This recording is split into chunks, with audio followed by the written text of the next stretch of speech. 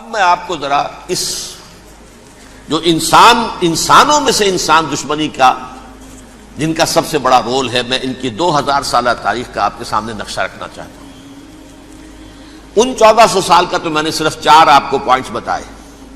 موسیٰ سے عیسیٰ تک 1400 برس علیہ الصلوۃ والسلام، 2 مرتبہ عروج، 2 مرتبہ زوال، اشیریوں کے ہاتھوں پٹوائی، بابلیوں کے ہاتھوں پٹانا، گریکس کے ہاتھوں مرمت، رومنز کے ہاتھوں مرمت۔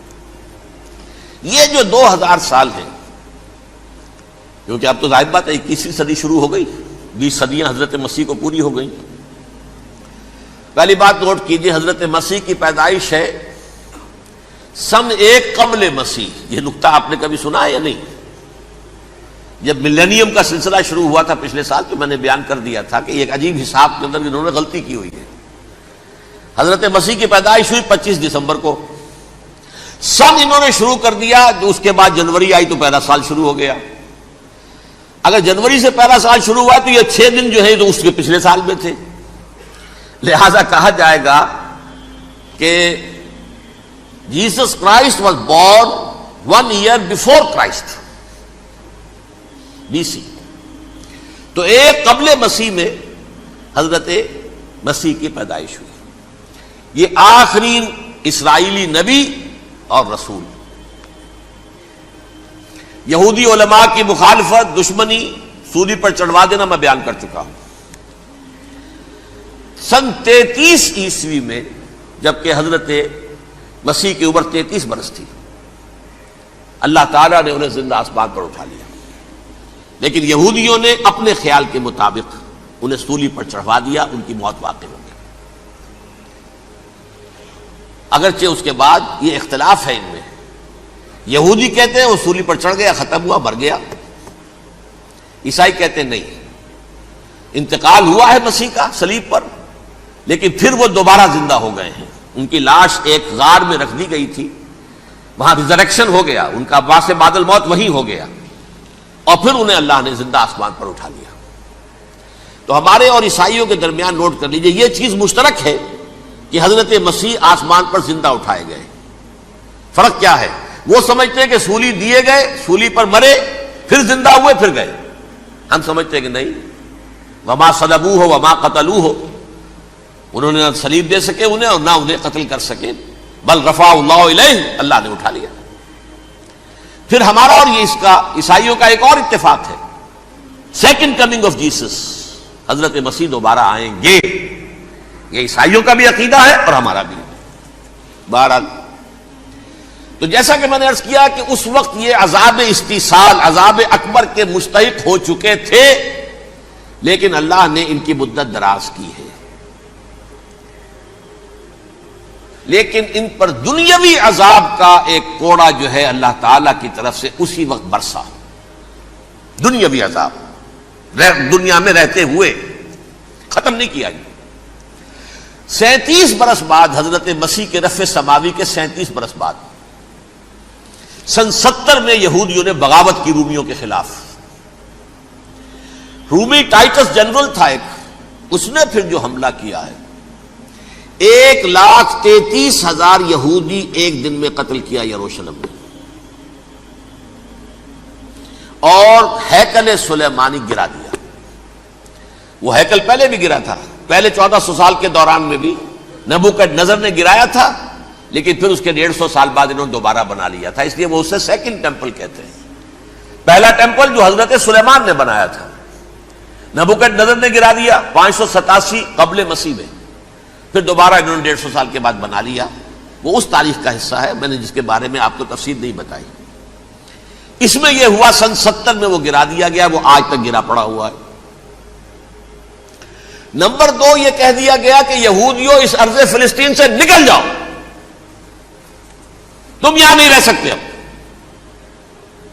لہذا جس کا جہاں سینگ سمایا چلا گیا، یورپ میں چلے گئے، ایشیا میں آ گئے، عرب میں آ گئے۔ یہ 3 قبیلے جو رات بھی میں نے عرض کیا تھا، بنو قینقاع، بنو نذیر اور بنو قریظہ، یہ وہاں سے آ کے مدینے میں آباد ہو گئے۔ جس کا جہاں سینگ سمایا، افریقہ میں، ہندوستان میں، جہاں چلے گئے۔ ڈایاسپورا اسے کہتے ہیں، وہ آپ نوٹ کر لیجیے اس لفظ کو، ڈایاسپورا، ہمارا دور انتشار، جبکہ ہمیں ہماری اصل سرزمین تو فلسطین ہے، حضرت ابراہیم کا مسکن، حضرت اسحاق حضرت یعقوب کا مسکن فلسطین، یہ ہے ہماری اصل جاگیر، یہ تو ہماری جدی پشتی جاگیر ہے، لیکن یہاں سے نکال دیے گئے سن 70 عیسوی میں، اور وہاں سے لے کے 1917 تک ان کا ڈایاسپورا جاری رہا۔ یہ دور انتشار ہے۔ اس دور انتشار کے اب چند حصے ہیں جس کو میں چاہتا ہوں کہ آپ علیحدہ علیحدہ سمجھ لیں۔ دور انتشار کا جو پہلا جو ہے تقریباً 300 برس رومی حکمران تھے، وہ یہودیوں کے بھی دشمن تھے اور عیسائیوں کے بھی دشمن تھے، عیسائی اور یہودی ایک دوسرے کے بھی دشمن تھے، لیکن رومی سمجھتے تھے کہ یہ ایک ہی تھیلی کے چٹے بٹے ہیں۔ رومیوں کے نزدیک عیسائی بھی یہودیوں ہی کا ایک فرقہ تھے، کوئی علیحدہ مذہب تو تھا ہی نہیں، لہذا رومی جو ہیں رومنز وہ ان دونوں کو ستاتے تھے، مارتے تھے، اور یہ آپس میں لڑتے تھے، یہودی عیسائیوں کو مارتے تھے، عیسائی یہودیوں کو مارتے تھے۔ یہ ہے 300 برس تک کی تاریخ۔ سن 300 عیسوی میں کیا ہوا؟ ایک معجزہ ہو گیا۔ بہت عظیم ایمپرر کانسٹینٹائن، قسطنطین اعظم، رومن ایمپررز میں سے بہت بڑا ایمپرر، وہ عیسائی ہو گئے۔ اب تو معاملہ بالکل تلپٹ ہو گیا، پوری سلطنت عیسائی ہو گئی۔ اب عیسائیوں کے عیش ہو گئے اور یہودیوں پہ مار پڑنی شروع ہوئی۔ اب عیسائیوں کا آپ خود سوچئے کہ جنہیں وہ خدا بنا بیٹھے ہیں، خدا کا بیٹا قرار دے رہے ہیں، ان کے قاتل کون؟ یہودی بدماش۔ لہذا ان کی وہ پٹائی شروع ہوئی ہے یورپ میں، پوری رومن امپائر میں، انہیں ذلیل کیا گیا، شہروں میں آمد بند، علیحدہ رہو، گھیٹوز کے اندر رہو۔ یہودی کا نام جو ہے وہ گالی بن گیا، جیسے آج بھی یہودی گالی کہتے ہیں، جیسے خنزیر کا لفظ، آخر وہ بھی اللہ کی مخلوق ہے، لیکن آپ کو معلوم ہے کوئی شخص زبان پہ نام نہیں لانا چاہتا خنزیر کا، سور کا، ہے تو مخلوق، وہ بھی ایک حیوان ہے۔ ایسے ہی یہ ہے یہودی، یہودی گالی، جیوٹ گالی۔ لہذا ایک طرف تو ان دونوں کے درمیان دشمنی، جس کو قرآن کہتا ہے وَأَغْرَيْنَا بَيْنَهُمُ الْعَدَاوَةَ وَالْبَغْضَاءَ، ہم نے ان کے مابین دشمنی جو ہے پیدا کر دی ہے۔ اور جب یہ پوری سلطنت عیسائی ہو گئی تو قافیہ تنگ ہو گیا یہودیوں کا۔ اب آئیے 571 عیسوی، یعنی جبکہ ڈایاسپورا کو کتنا عرصہ ہو چکا تھا؟ 500 برس۔ سن 70 سے شروع ہوا نا ڈایاسپورا، جب ٹائٹس نے گرایا ہے ہیکل کو اور نکال باہر کیا انہیں فلسطین سے، بھاگ جاؤ یہاں ایک یہودی بھی نہیں رہے گا، فلسطین سے نکال دیے گئے۔ اس کے پورے 500 برس بعد سن 571 عیسوی میں حضور کی پیدائش ہوئی، ولادت باسعادت محمد الرسول اللہ صلی اللہ علیہ وسلم۔ 610 میں آپ پر وحی کا آغاز ہوا، لیکن حضور کے ساتھ ان کا معاملہ کیا رہا؟ اول تو جبکہ حضور ابھی مکے ہی میں تھے، یہودیوں نے ریشہ دوانیاں شروع کر دی حضور کے خلاف۔ قریش مکہ کو سکھاتے تھے، پڑھاتے تھے، ان سے یہ پوچھو، ان سے یہ پوچھو، انہیں اس طرح تنگ کرو، ان سے یہ امتحان لو، یہ آپ کے علم میں ہے۔ سورہ بنی اسرائیل میں، سورہ کہف میں وہ سوالات جو امتحانی سوالات آئے تھے، ذوالقرنین کون تھا، اصحاب کہف کون تھے، تم رسول بنے پھرتے ہو تو بتاؤ، اور یہ روح کی حقیقت کیا بتاؤ۔ یہ ساری ریشہ دوانیاں کر رہے تھے بیٹھے ہوئے، ابھی وہیں پر حضور ابھی پہنچے بھی نہیں۔ ہجرت فرما کر حضور تشریف لے آئے تو حضور نے، جسے ماسٹر سٹروک کہا جائے گا، یعنی اسٹیٹس مین شپ کا ماسٹر سٹروک، آپ نے مدینے میں آتے یہودیوں کے ساتھ پیکٹ کر لیا، جوائنٹ ڈیفنس پیکٹ آف مدینہ، کہ اگر مکے والے ہم پر حملہ کریں گے تو ہم مل جل کر ایک قوم کی حیثیت سے مقابلہ کریں گے۔ یہ میثاق مدینہ کہلاتا ہے، جس کے بہت غلط معنی پہنائے جا رہے ہیں آج کل۔ بہرحال میں موضوع میرا چونکہ یہ نہیں، میں ادھر نہیں جاؤں گا، لیکن ہوا کیا؟ ہر مرتبہ یہ خیانت کے مرتکب ہوئے، ان نے جو عہد کیے تھے ان سے پھرے، اندر ہی اندر سازش، ریشہ دوانی، حضور کی بدترین دشمنی۔ سورہ نساء کی آیت نمبر 13 میں فرمایا ہے لا تزال تطلع علی خائنۃ منہم، اے نبی ہمیشہ آپ کے علم میں ان کی طرف سے خیانتیں، بددیانتیاں آتی رہیں گی. اور بار بار وہ مسلسل جنگ کی آگ بھڑکاتے تھے. قریش کو دعوت دیتے، آؤ آؤ آؤ، ہم اندر سے بغاوت کر دیں گے، تم آؤ تو صحیح، ختم کریں محمد کو اور اہل ایمان کو صلی اللہ علیہ وسلم ورضی اللہ تعالی عنہم اجمعین.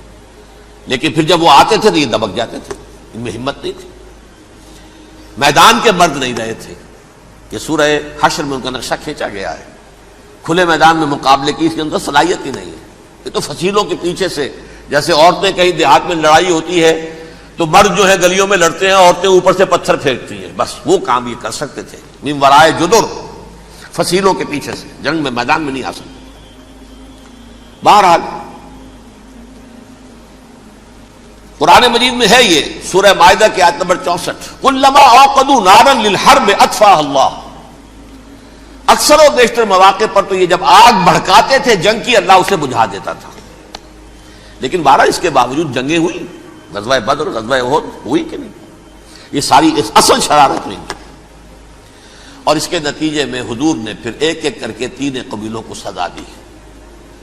غزوہ بدر کے فوراً بعد بنو قینقاع نکالے گئے مدینے سے، غزوہ احد کے فوراً بعد بنو نذیر نکالے گئے، اور غزوہ احزاب کے بعد بنو قریظہ نکال دیے گئے. یہ تو میں نے آپ کے سامنے رکھ دیا صرف حضور کے زمانے میں ان کا کیا رویہ رہا. دشمن، رات بھی ہم نے وہ آیت پڑھی تھی، لَتَجِدَنَّ أَشَدَّ النَّاسِ عَدَاوَةً لِلَّذِينَ آمَنُوا الْيَهُودُ وَالَّذِينَ أَشْرَكُوا. اہل ایمان کی دشمنی میں شدید ترین تم پاؤ گے یہودیوں کو اور مشرکین. مشرکین بھی بعد میں ہے، پہلے یہودی. حضور کے بعد کیا ہوا اب یہ نوٹ کیجئے، یہ ان کی تاریخ کا دوسرا دور. حضرت عمر رضی اللہ تعالیٰ عنہ کا عہد خلافت ہے. بیت المقدس کا محاصرہ کیا گیا، فصیل بڑی اونچی، شہر اندر سے سیلف سفیشینٹ، حملے کا راستہ کوئی نہیں. محاصرہ طول کھینچ رہا ہے لیکن ان کے پاس رسد بھی موجود ہے، پانی بھی موجود ہے، وہ دروازے بند کر کے بیٹھے ہوئے ہیں. بالآخر اللہ تعالیٰ کی مشیت کا ظہور کیسے ہوا؟ ان کے کچھ علماء آئے فصیل پر، کہا دیکھو مسلمانوں، تم قیامت تک بھی یہاں پڑے رہو گے محاصرہ کر کے، ہمارا یہ شہر فتح نہیں ہوگا. ہاں ایک درویش بادشاہ کے ہاتھوں یہ شہر فتح ہونا ہے، لیکن تمہارے اندر ہمیں وہ نظر نہیں آ رہا. ابو عبیدہ بن الجراح رضی اللہ تعالی عنہ، امین هذه الامہ، ان کا فوراً ذہن گیا وہ درویش بادشاہ مدینے میں بیٹھا ہوا ہے عمر رضی اللہ تعالی. اب ایک اور عمر بھی ہے جو قندھار میں بیٹھا ہے. نقشہ وہی ہے، سادگی کی حد تک نقشہ وہی، بالکل وہی، اپنی آنکھوں سے دیکھا وہی سادگی. عمر اول، عمر ثانی تھے عمر بن عبد العزیز. اب ایک اللہ کے فضل سے اللہ تعالیٰ ایدہ اللہ بنصرتہ، اللہ تعالیٰ ان کی نصرت فرمائے، دشمنوں کو ان کے مقابلے میں نیست و نابود کرے. انہوں نے ریکویسٹ بھیج دی کہ حضور تشریف لائیے، یہ شہر فتح ہو جائے گا. وہ ہے سفر تاریخی، اتنا طویل سفر، تقریباً 700 میل، ایک اونٹ، ایک خادم، ایک منزل میں امیر المومنین اوپر بیٹھے، خادم آگے چل رہا ہے، اگلی منزل پہ خادم اوپر بیٹھا ہے، امیر المومنین آگے جا رہے ہیں. اور جب پہنچے ہیں تو وہ باری تھی خادم کی. انہوں نے ہاتھ جوڑ دیا، حضور خدا کے لیے تم کیا کہیں گے لوگ، وہ میرا برا حال کر دیں گے، تمہیں شرم نہیں آئی؟ امیر المومنین پیدل آگے چل رہے ہیں نکیل پکڑ کر، اور تم بیٹھے ہو اوپر براجمان ہو. حضرت عمر فرمایا الدور دورک، نہیں باری تمہاری ہے، بیٹھ. اس حال میں پہنچے ہیں. اور پھر یہ کہ ابو عبیدہ بن الجراح آئے ہیں، استقبال کیا ہے تو دیکھا ہے اس حال میں چلے آ رہے ہیں. عمر نکیل پکڑے ہوئے چلے آ رہے ہیں، اور کہتے ہیں کہ کہیں کیچڑ ویچڑ تھا، جوتے خراب ہو گئے تھے، وہ بھی اتار کے ہاتھ میں پکڑے ہوئے، کپڑے تو تھے ہی پھٹے ہوئے. انہوں نے کہا کہ حضرت ابو عبیدہ نے، دیکھیے یہ بڑا متمدن ملک ہے، بڑا مہذب علاقہ ہے یہ، آپ ذرا حلیہ اپنا دوست فرما لیں تب جا کے پیش ہم آپ کو کریں گے. آپ نے فرمایا نحن قوم اعزنا اللہ بالاسلام، ہم وہ قوم ہیں جنہیں اللہ نے عزت دی ہے اسلام کے ذریعے سے، کپڑوں کے ذریعے سے نہیں، دولت کے ذریعے سے نہیں۔ اسی حال میں گئے ہیں، اوپر سے انہوں نے کھڑے ہو کر نشانیاں دیکھی ہیں، اپنی کتابیں کھولی، ہاں یہ وہی ہے، اچھا لو جی سرنڈر، شہر تمہارے ہاتھ میں۔ خون کا ایک قطرہ نہیں بہا اور بیت المقدس فتح ہو گیا۔ لیکن اس وقت حضرت عمر نے ایک نرمی یہ کی کہ یہودیوں کے لیے بھی اسے اوپن سٹی قرار دے دیا۔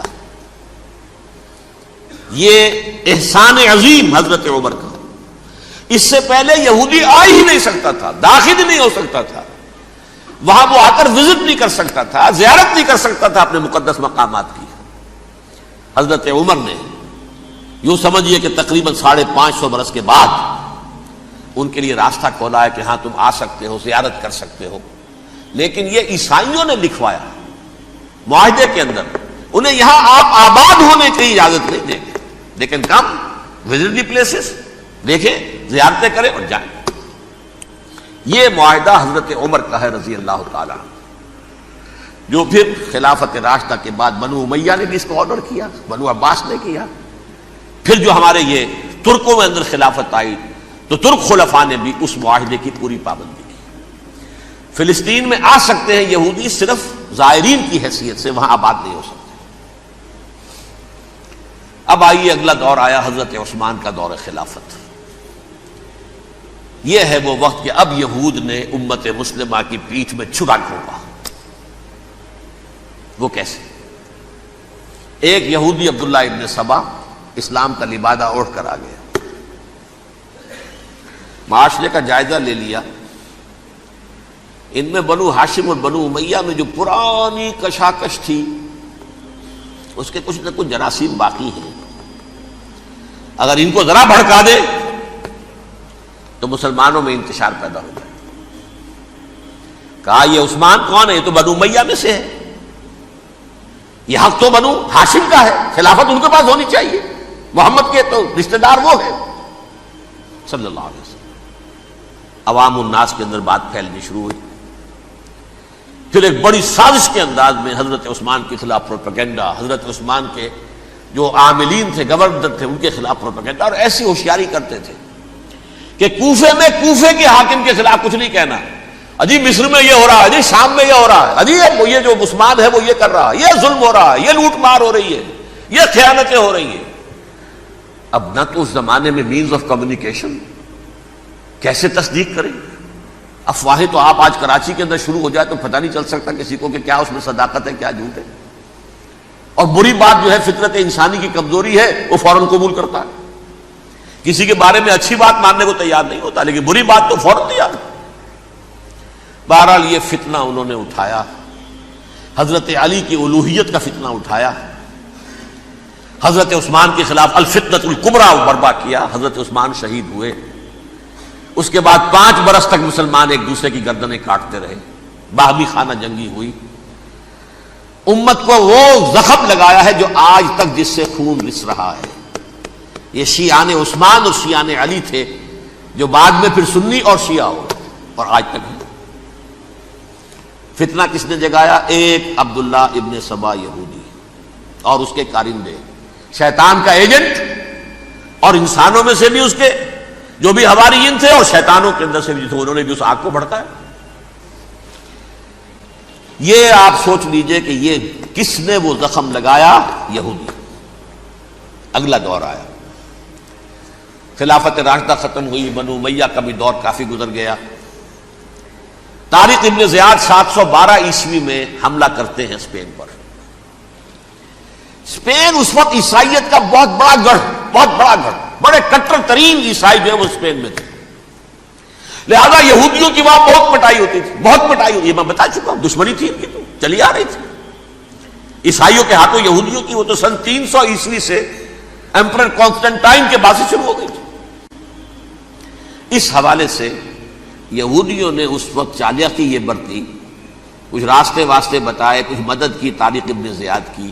طارق ابن زیاد نے انہیں اپنا محسن سمجھا، ہسپانیہ فتح ہو گیا تو یہودی چونکہ محسنین کی فہرست میں آ چکے تھے، انہیں بہت اقتدار نصیب ہوا، بڑی سپورٹ مسلمانوں نے دی۔ ان کے بڑے بڑے علماء جو ہیں اسی دور کے اندر پیدا ہوئے، بڑے بڑے تھنکرز ان کے اسی دور میں پیدا ہوئے۔ بن گوریون جو کہ ایک وزیر اعظم تھا اسرائیل کا، اس نے یہ لکھا ہے اپنی کتاب میں، Muslim Spain was the golden era of our diaspora, وہ ڈائسپورا جو 70 عیسوی سے شروع ہوا تھا اور 1917 عیسوی تک جاری رہا ہے، اس میں سے گولڈن ایرا ہمارا جو تھا وہ مسلم اسپین تھا، ہسپانیہ میں بیٹھ کر ہم نے عیش کیے۔ لیکن وہاں سے انہوں نے اور جو کچھ کیا، یہ تو داستان کے بہت سے گوشے ہیں، لیکن میں جس اسٹریٹ لائن میں چل رہا ہوں اس کے اعتبار سے ایک بات سمجھ لیجیے، وہاں بیٹھ کر انہوں نے اب عیسائیت کی پیٹھ میں چھرا گھونپا، پروٹیسٹنٹ مذہب پیدا کیا، تقسیم کر دیا، جیسے شیعہ سنی کی تقسیم، عبداللہ ابن سبا، رومن کیتھولک اور پروٹیسٹنٹ کی تقسیم، یہودی علماء۔ ہوتا کیا تھا، ہسپانیہ کی یونیورسٹیاں ہیں، کارڈووا میں ہے، ٹولیڈو میں ہے، گریناڈا میں ہے، غرناطہ، قرطبہ، تولیتلا، اور وہاں آتے تھے لوگ، فرانس سے چلے آ رہے ہیں نوجوان پڑھنے کے لیے، جرمنی سے چلے آ رہے ہیں، اٹلی سے چلے آ رہے ہیں، تین ہی ملک قریب ترین پڑھتے ہیں سینٹرل جو یورپ کے ہیں۔ یہاں پر جو ہے وہ اسلام جو نور پھیلا رہا تھا اس سے بھی مستفیض ہوئے، جہالت کے جو ہے پردے ان کے وہ چھٹے، اس کے ساتھ ہی وہ یہودی وہاں ان کے اندر جو جراثیم داخل کر رہے تھے وہ اس عیسائیت کے خلاف بغاوت تھی جو اس وقت دنیا میں عیسائیت اس وقت تھی، پوپ کا راج تھا دنیا میں اس وقت، یورپ میں جو عیسائیت تھی اس میں ایک طرف بادشاہ تھے، لیکن بادشاہوں کی حیثیت وہاں پر یوں سمجھ لیجئے کٹ پتلیوں کی تھی، اصل قوت پوپ کے ہاتھ میں تھی۔ اور پوپ کو انہوں نے جیسے قرآن نے کہا اتخذوا احبارهم ورهبانهم اربابا من دون اللہ، کیونکہ سینٹ پال نے شریعت موسوی ساقط کر دی تھی تو اب شریعت تھی ہی نہیں، پوپ کو اختیار تھا جس چیز کو چاہے حلال قرار دے دے، جس چیز کو چاہے حرام قرار دے دے۔ اتخذوا احبارهم ورهبانهم اربابا من دون اللہ۔ انہوں نے کہا صاحب یہ پوپ کس بلا کا نام ہے، یہ بھی انسان ہے، بات تو ٹھیک تھی نا، اصل حیثیت تو کتاب کی ہونی چاہیے نا، ڈیوائن بک، دی ریویلڈ اسکرپچر، لہذا اور یہ کتاب ہر شخص پڑھ سکتا ہے، کوئی پوپ کے باپ کو جو ہے کوئی اس کے لیے پروپرائٹری رائٹس تو نہیں ہے کہ صرف پوپ پڑھ سکتا ہے یا پادری پڑھ سکتے ہیں، ہم بھی پڑھ سکتے ہیں، ہم بھی سمجھ سکتے ہیں۔ یہ باتیں تھی کہ جن کو بڑھا چڑھا کر بیان کر کے اور پوپ کا اقتدار ختم کرا دیا اور توجہ مرکوز کر دی بائبل کی طرف۔ اب بائبل میں بڑا حصہ تو اولڈ ٹیسٹامنٹ کا ہے، نتیجہ کیا ہوا، یہود کی عظمت پروٹیسٹنٹس کے نزدیک مسلم ہو گئی۔ اصل قوم تو یہ ہے، وہ دشمنی بدلی کہ نہیں بدلی، موسیٰ کے امتی یہ ہے، تورات موسیٰ کو دی گئی، ابراہیم کی نسل یہ ہے، لہذا وہ جو دشمنی تھی، جو عداوت تھی کہ ہمارے خدا کو سوری چڑھانے والے ہیں یہ بدماش، اس کا ازالہ ہوا اس پروٹیسٹنٹ مذہب کے نتیجے میں۔ یہ میں اب آپ کو بتاتا ہوں کہ ایک نتیجہ وہ نکلا ہے جسے برٹرنڈ رسل نے بیان کیا ہے، اس کی کتاب ہے ان پریز آف آئیڈلنس، صفحہ 108۔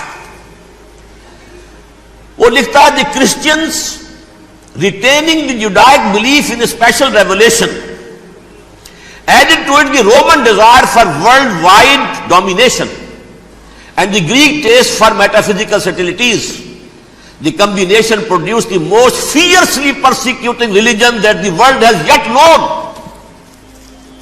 یہ تین چیزیں آ کر عیسائیت میں مل گئی، ایک تو جب یہ اولڈ ٹیسٹامنٹ جو ہے وہ ان کے ہاتھ میں آ گئی، اور اس کے میں کچھ آپ کو بتا دیتا ہوں کہ اولڈ ٹیسٹامنٹ کی تعلیمات، کیونکہ یہ اولڈ ٹیسٹامنٹ جو ہے یہ محرف تھی، اصل تورات تو گم ہو گئی تھی 587 قبل مسیح میں، جب پہلی مرتبہ ہیکل جو ہے تباہ ہوا ہے اس وقت ختم ہو گئی تھی، اس کے کوئی 150 سال کے بعد انہوں نے یادداشتوں سے مرتب کر کے لکھی ہے، اب اس میں ان کے اپنے خیالات، اپنے امانی، اپنی توجیحات وہ شامل ہو گئی۔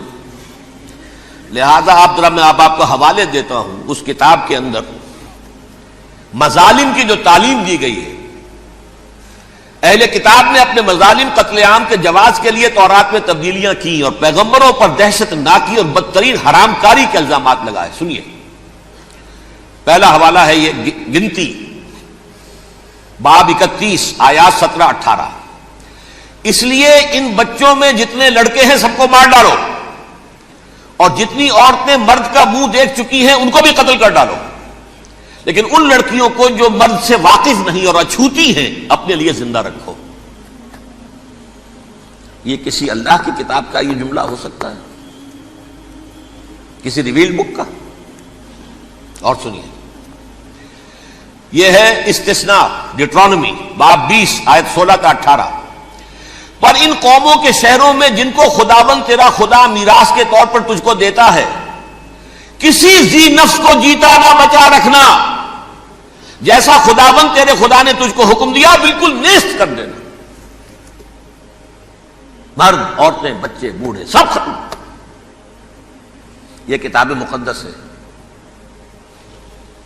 اور سنیے، سموئیل باب 27 آیت نمبر 9. اور داؤد نے اس سرزمین کو تباہ کر ڈالا اور عورت مرد کسی کو جیتا نہ چھوڑا. نمبر 4، ان سب آباد شہروں کو ماں، عورتوں اور بچوں کے بالکل نابود کر ڈالا. کتاب استثناء باب 3 آیت 6. یہ ہے جو کہہ رہا ہے برٹرنڈ رسل، کرسچینٹی میں آ کر بھی 3 چیزیں شامل ہو گئی. ایک تو یہ باربیرین یہ تعلیم جو ہے، اور یہ مذہب کے نام پہ تعلیم، یہ کتاب مقدس کی تعلیم. نمبر 2، رومنز کے اندر جو ایک تمنا تھی ورلڈ ڈومینیشن کی، وہ عیسائیت کے اندر آ گئی. اس لیے کہ پوری رومن امپائر جو ہے عیسائی ہو گئی، تو اسے وراثت کے اندر ورلڈ ڈومینیشن کی جو ایک تمنا تھی وہ مل گئی. اور پھر یہ کہ انہوں نے جو توہمات تھے یونانیوں کے، ان کو بھی اپنے ہاں مختلف شکلوں کے اندر جمع کر لیا. ان 3 چیزوں کا the combination produced the most fiercely persecuting religion that the world has yet known. اس کے نتیجے میں دنیا میں تاریخ انسانیت کے اندر جو بدترین